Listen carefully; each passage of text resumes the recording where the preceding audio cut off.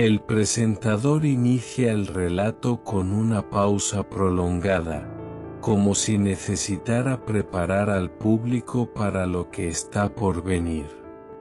En el centro de la historia aparece Gökberk YLDRM, no como figura distante, sino como protagonista de un momento inesperado. Aquella noche no fue anunciada como especial. Nada hacía prever un giro. Sin embargo, algo cambió de manera irreversible. Y ese cambio se sintió desde el primer instante. La atmósfera, según se describe, era tranquila al comienzo. Todo parecía seguir un curso habitual, sin sobresaltos ni tensiones visibles.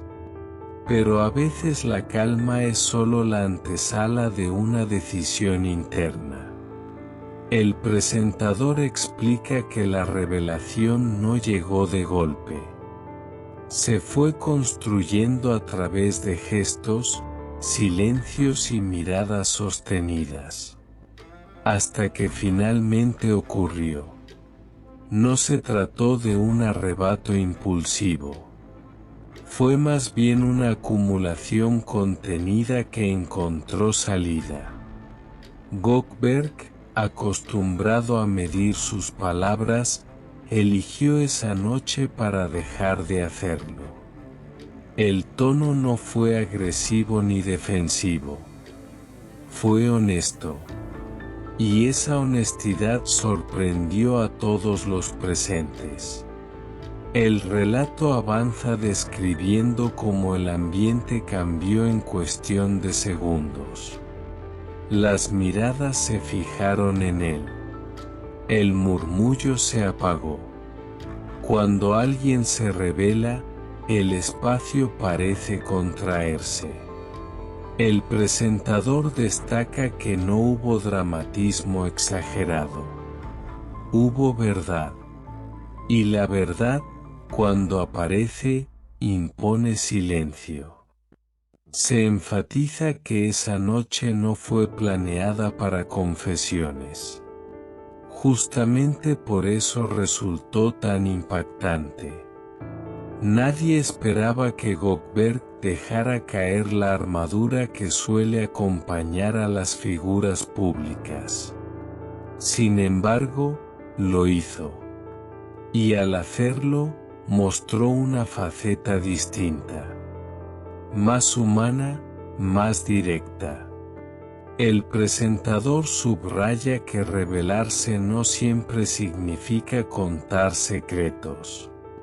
A veces significa dejar ver emociones que se suelen ocultar. En este caso, la revelación estuvo en el tono, en la postura, en la forma de sostener la mirada. Fue un acto de exposición emocional. Y eso no pasó desapercibido. A medida que la narración avanza, se refuerza la idea de que algo se quebró esa noche. No en sentido negativo, sino liberador. Como si decir lo que llevaba tiempo guardado hubiera sido necesario. El presentador describe ese instante como un punto de inflexión. Un antes y un después silencioso. No se añaden detalles concretos sobre lo dicho. El relato se mantiene en el plano de la sensación. Porque lo importante no fue el contenido exacto, sino el gesto de revelarse. Esa decisión fue la verdadera noticia emocional. Y es lo que mantiene viva la historia. El ambiente posterior fue descrito como denso pero respetuoso. Nadie interrumpió. Nadie minimizó el momento. Cuando alguien se abre así, el entorno suele responder con cautela. El presentador destaca ese respeto colectivo, como si todos hubieran entendido la importancia del instante. La narración se detiene un momento en el rostro de Goldberg después de revelarse. No había arrepentimiento, tampoco alivio inmediato. Había calma. Una calma que solo aparece cuando se deja de sostener un peso. Esa calma fue interpretada como señal de decisión firme. Se menciona que quienes lo conocen notaron una diferencia desde entonces. No necesariamente visible, pero perceptible. Como si algo se hubiera ordenado internamente. El presentador no afirma cambios drásticos. Habla de una transformación sutil. De esas que no hacen ruido, pero permanecen. El tono del relato se vuelve más reflexivo. Revelarse implica riesgo. Implica aceptar la mirada ajena sin control total. El presentador lo explica con cuidado. No todos se atreven a hacerlo en público, y menos sin un guión previo. Por eso, esta noche fue distinta. La historia no busca juzgar ni interpretar en exceso. Solo narrar un momento. Un momento en que alguien decidió no esconderse más. Esa decisión, aunque breve, deja huella. Y esa huella es la que ahora se recuerda.